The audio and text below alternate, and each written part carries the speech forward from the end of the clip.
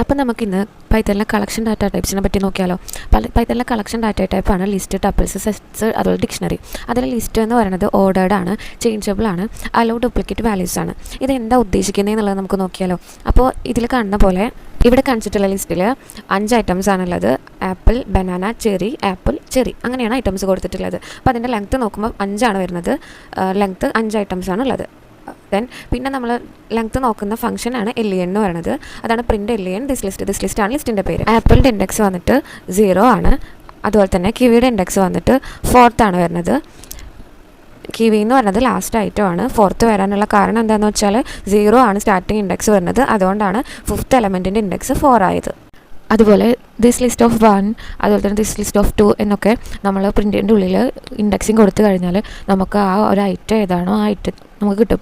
അപ്പോൾ ഈ എക്സാമ്പിളിൽ 1 എന്ന് പറയുന്ന ഇൻഡെക്സ് ബനാനയും 2 എന്ന് പറയുന്ന ഇൻഡെക്സ് ചെറിയാണ്. അതാണ് നമുക്ക് ഔട്ട് കിട്ടിയത്. ലിസ്റ്റിന് സ്പെസിഫിക് ആയിട്ടൊരു ഓർഡർ ഉള്ളതുകൊണ്ടാണ് ലിസ്റ്റ് ഓർഡേർഡ് ആണെന്ന് പറയുന്നത്. ബാക്കിയുള്ള പ്രോപ്പർട്ടി അടുത്ത വീഡിയോയിൽ കാണാം. അപ്പോൾ ഇഷ്ടപ്പെട്ടാൽ ലൈക്ക് ആൻഡ് സബ്സ്ക്രൈബ് ചെയ്യുക. ബൈ.